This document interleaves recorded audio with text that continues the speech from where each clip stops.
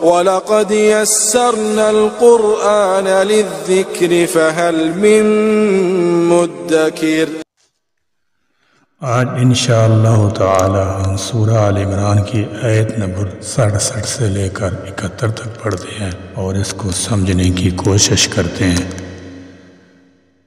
اعوذ باللہ من الشیطان الرجیم، بسم اللہ الرحمن الرحیم۔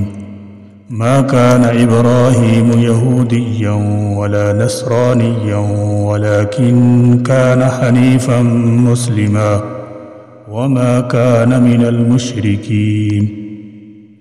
ما كان نہیں تھے، ما كان نہیں تھے، ابراہیم ابراہیم ابراہیم ابراہیم، یہودیاً یہودی، یہودیاً یہودی، ولا اور نہ، ولا اور نہ، نصرانیاً نصرانی، نصرانیاً نصرانی، ولیکن اور لیکن، ولیکن اور لیکن، کانا تھے وہ، کانا تھے وہ، حنیفاً صرف حق کے پرستار، حنیفاً صرف حق کے پرستار، مسلمان مسلمان، مسلمان مسلمان یعنی فرما بردار تابعدار، وما اور نہیں، وما اور نہیں، کان تھے وہ، کان تھے وہ، من المشرکین مشرکین میں سے، من المشرکین مشرکین میں سے۔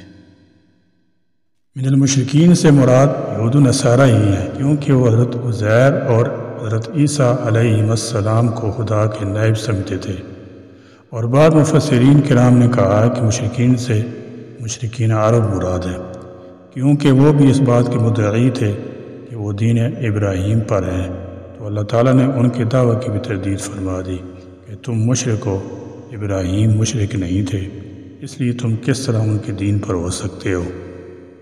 اس آیت کریمہ میں اللہ تعالیٰ نے اپنا فیصلہ سنا دیا کہ ابراہیم نہ یہودی تھے نہ نصرانی، بلکہ وہ تو حنیف مسلم تھے اور مشرک بھی نہیں تھے۔ یہاں نفی اس یہودیت اور نصرانیت کی ہے جس کے مدعی یہود و نصارہ تھے، کیونکہ ان لوگوں نے تورات اور انجیل کو معرف اور دین موسیٰ عیسیٰ علیہ السلام کو مسخ کر کے اس کی اصل شکل بالکل بگاڑ کر رکھ دی تھی اور شرک و بدعت کو دین کا حصہ بنا ڈالا تھا۔ البتہ اصل دین جو حضرت موسیٰ اور عیسیٰ علیہ السلام نے پیش کیا تھا وہ سراسر دین اسلام اور توحید پر مبنی تھا، مگر موجودہ یہود و نصارہ کو اس اصل دین سے سخت دشمنی تھی، جس طرح آج کل کے غدکار عالموں اور یہودیوں نے اصل دین کو بگاڑ کر اس میں نئی نئی من گھڑت باتیں داخل کر ڈالی ہیں۔ یہودیت اور نصرانیت کی نفی کر کے حضرت ابراہیم علیہ السلام کی 3 صفتیں بیان فرمائی گئی ہیں، اور تینوں سے یہود و نصارہ کے دعوی کی تردید تکذیب ہوتی ہے۔ اول یہ کہ وہ حنیف تھے، یعنی ادیان باطلہ اور عقائد فاسدہ سے الگ تھے۔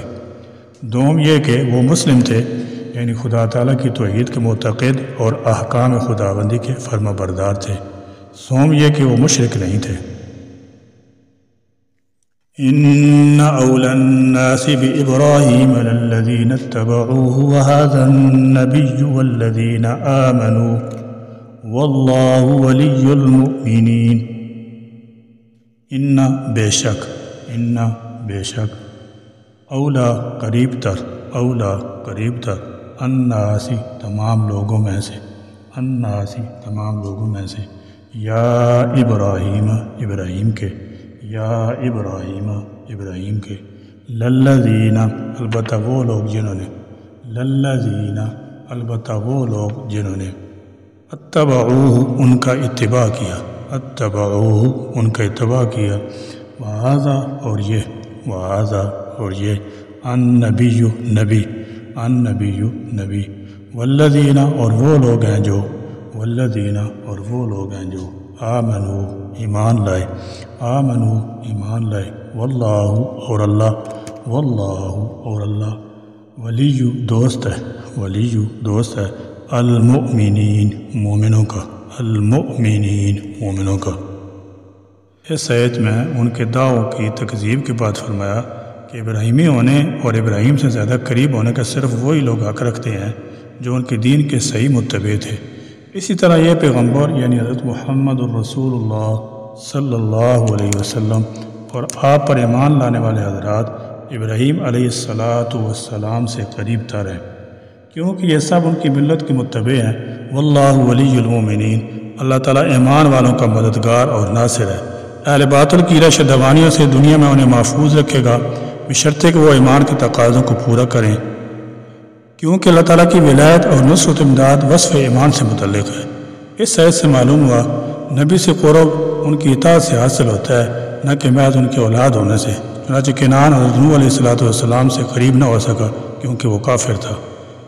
نمبر 2، مسلمان ہی سچے ابراہیمی ہیں، چنانچہ اس لیے تمام ابراہیمی سنتیں اسلام میں موجود ہیں، جیسے حج، قربانی، ختنہ، داڑھی وغیرہ، یہ سب ابراہیمی سنتیں ہیں، اور ان یہود و نصارہ کے دین میں نہیں ہیں، تو صرف مسلمان ابراہیمی ہوئے۔ وَدَّتْ طَائِفَةٌ مِّنْ أَهْلِ الْكِتَابِ لَوْ يُضِلُّونَكُمْ وَمَا يُضِلُّونَ إِلَّا أَنفُسَهُمْ وَمَا يَشْعُرُونَ۔ ودت چاہتا ہے طائفتن ایک گروہ من اہل الکتاب اہل کتاب میں سے من اہل الکتاب اہل کتاب میں سے لو کاش کے یضلونکم وہ تمہیں گمراہ کر دیں، یضلونکم وہ تمہیں گمراہ کر دیں، وما اور نہیں یضلون وہ گمراہ کرتے، یضلون وہ گمراہ کرتے، الا مگر انفسہم اپنے آپ ہی کو، وما یشعرون اور نہیں وہ شعور رکھتے، یہ آیت کریمہ حضرت معاذ بن جبل، حضرت حذیفہ بن یمان اور حضرت عمار بن یاسر رضی اللہ تعالی عنہ کے حق میں نازل ہوئی، جن کو یہودی اپنے دین میں داخل کرنے کی کوشش کرتے اور یہودیت کی دعوت دیتے تھے۔ اس میں بتایا گیا کہ یہ ان کی حوث خام ہے اور ان کو گمراہ نہ کر سکیں گے۔ یہود و نصارہ گمراہی میں اس قدر آگے نکل چکے تھے، ان میں سے کچھ تو لوگ مسلمانوں کو بھی اسلام سے برگشتہ کرنے کی کوشش میں مصروف رہتے تھے اور چاہتے تھے کہ مسلمانوں کو اسلام سے ہٹا کر اپنے دین پر لے آئیں۔ اسی لیے وہ یہ غلط پروپیگنڈا کرتے تھے کہ حضرت ابراہیم علیہ السلام ان کے دین پر تھے، لیکن مسلمانوں کو تو وہ اسلام سے برگشتہ کرنے میں کامیاب نہیں ہو سکتے، اس لیے کہ اپنا ہی نامہ اعمال سیاہ کر کے اپنی عاقبت خراب کر رہے ہیں، اور ان کی نادانی کا یہ عالم ہے کہ اس کا انہیں شعور تک نہیں۔ مولانا عبید اللہ سندھی رحمۃ اللہ علیہ فرماتے ہیں کہ عیسائیوں نے ہمیشہ یہ کوشش کی ہے کہ کسی طرح مسلمانوں کو ان کے مرکزی نقطہ سے ہٹا دیا جائے تاکہ وہ بھی گمراہ ہو کر انہی کے ساتھ آ ملیں۔ اگرچہ ان کو جزوی کامیابی ہوئی ہے، مگر مجموعی طور پر وہ اپنے مقصد میں کامیاب نہیں ہو سکے، کیونکہ اللہ تعالیٰ جل شانہ نے قرآن پاک میں وعدہ کر رکھا ہے کہ سچا دین ہمیشہ قائم رہے گا، اور یہ اس صورت میں ممکن ہے جب مسلمان قرآن پاک کی تعلیمات پر عمل پیرا رہیں گے۔ حضرت عثمان رضی اللہ تعالیٰ عنہ کے زمانے تک مسلمان اپنے دین پر بالکل متفق رہے اور ایک نقطے پر قائم رہے۔ آپ کے زمانے میں یہودی سازشیں کرنے لگے۔ عبداللہ ابن سبا یمنی یہودی تھا جو کلمہ پڑھ کر مسلمان تو ہو گیا، مگر مسلمانوں میں فرقہ بندی کی وبا پیدا کر دی۔ شیعہ اسی کو مانتے ہیں۔ اسی طرح نصارہ بھی مسلمانوں کے ساتھ برابر ٹکر لے رہے ہیں۔ حضور صلی اللہ علیہ وسلم نے فرمایا تھا، یعنی عیسائی کرنا قرن تک قائم رہیں گے حتیٰ کہ مسیح ابن مریم نازل ہو جائیں، کبھی عیسائی کو غلبہ ہوگا اور کبھی مسلمانوں کو۔ چنانچہ ہم دیکھتے ہیں کہ عیسائیوں اور مسلمانوں کے درمیان صلیبی جنگیں صدیوں سے جاری رہیں۔ گزشتہ 200 سال میں بھی عیسائیت کا بڑا عروج رہا۔ اس عرصے میں برطانیہ دنیا کی سب سے بڑی طاقت تسلیم کی جاتی تھی اور برطانیہ کو برطانیہ عظمیٰ کہا جاتا تھا۔ یہ سب عیسائی ہی تو تھے۔ آج اگرچہ امریکہ بڑی طاقت ہے، مگر یہ تو کل کا بچہ ہے۔ یہ بھی برطانیہ سے بھاگے ہوئے انگریز ہیں جنہوں نے نیا براعظم دریافت کیا اور پھر وہ یہاں آباد ہو گئے۔ تاہم مسلمانوں کو کمزور کرنے والے برطانوی عیسائی ہی تھے جن کی سازش کافی حد تک کامیاب ہوئی۔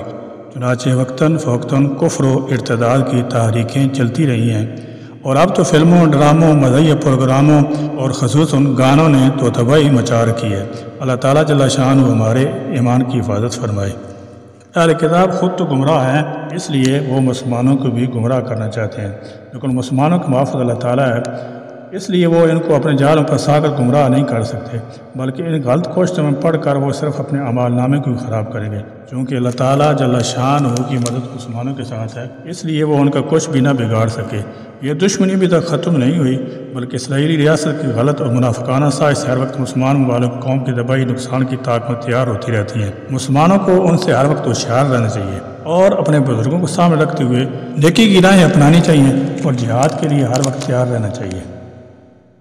یا اہل الکتاب لم تکفرون بآیات اللہ وانتم تشہدون۔ یا اہل الکتاب، اے اہل کتاب، یا اہل الکتاب، اے اہل کتاب، لیما کیوں، لیما کیوں، تکفرون تم کفر کرتے ہو، تکفرون تم کفر کرتے ہو، بآیات اللہ اللہ کی آیتوں کے ساتھ، بآیات اللہ اللہ کی آیتوں کے ساتھ، وانتم حالانکہ تم، وانتم حالانکہ تم، تشہدون ان کی سچائی کی گواہی دیتے ہو، تشہدون ان کی سچائی کی گواہی دیتے ہو۔ اس آیت میں ان علماء اہل کتاب کو مخاطب فرمایا گیا جو اللہ تعالیٰ کی ان آیات کو جانتے تھے جو تورات میں موجود تھیں اور حضرت خاتم النبیین صلی اللہ علیہ وسلم کی صداقت پر دلالت کرتی تھی۔ علامہ آلوسی رحمۃ اللہ فرماتے ہیں کہ آیات سے تورات انجیل کی وہ آیتیں مراد ہیں جن میں یہ بیان کیا گیا ہے کہ اللہ تعالیٰ کے نزدیک پسندیدہ دین صرف اسلام اور توحید ہے۔ یعنی جب تم اپنی کتابوں میں لکھو وہ دیکھتے ہو کہ توحید حق اور حضرت محمد مصطفیٰ صلی اللہ علیہ وسلم اللہ کے سچے پیغمبر ہیں، تو پھر دیدہ دانستہ کیوں اللہ کی آیتوں کا انکار کرتے ہو، حالانکہ تم خود اپنی کتابوں تورات انجیل سے پڑھ کر قرآن اور محمد مصطفیٰ صلی اللہ علیہ وسلم کی حقانیت کے گواہ ہو، اور تمہاری کتابوں میں سرکار دو عالم صلی اللہ علیہ وسلم کی صفات موجود ہیں، اور تم جانتے ہو کہ وہ نبی برحق ہیں اور ان کا دین سچا دین ہے۔ یا اہل الکتاب لم تلبسون الحق بالباطل وتکتمون الحق وانتم تعلمون۔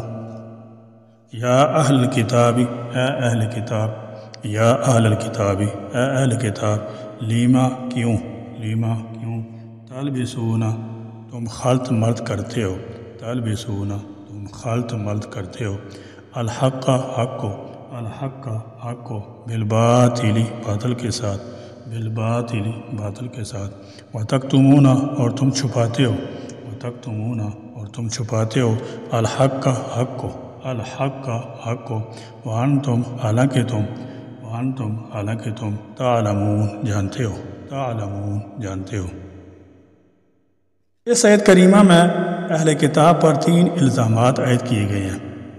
نمبر 1 حق کو باطل کے ساتھ ملانا، نمبر 2 کتمان حق یا حق کو چھپانا اور اسے ظاہر نہ کرنا، نمبر 3 قصد و ارادہ سے ایسا کرنا۔ اہل کتاب ان تینوں عظیم جرائم کے مرتکب تھے۔ یعنی فرمایا کہ اے اہل کتاب، اپنی کتابوں میں تعریف تبدیل کر کے حق کو باطل کے ساتھ کیوں ملاتے ہو؟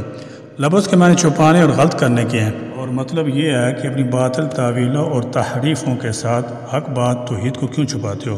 نیز حضرت محمد مصطفیٰ صلی اللہ علیہ وسلم کی نبوت کا ذکر جو تمہاری کتابوں میں موجود ہے اس پر کیوں پردہ ڈالتے ہو، حالانکہ تمہیں معلوم ہے کہ وہ حق ہے اور حضرت محمد صلی اللہ علیہ وسلم اللہ کے سچے رسول ہیں۔ سبحانک اللہم و بحمدک اشہد ان لا الہ الا انت استغفرک و اتوب الیک وآخر دعوانا الحمد للہ رب العالمین۔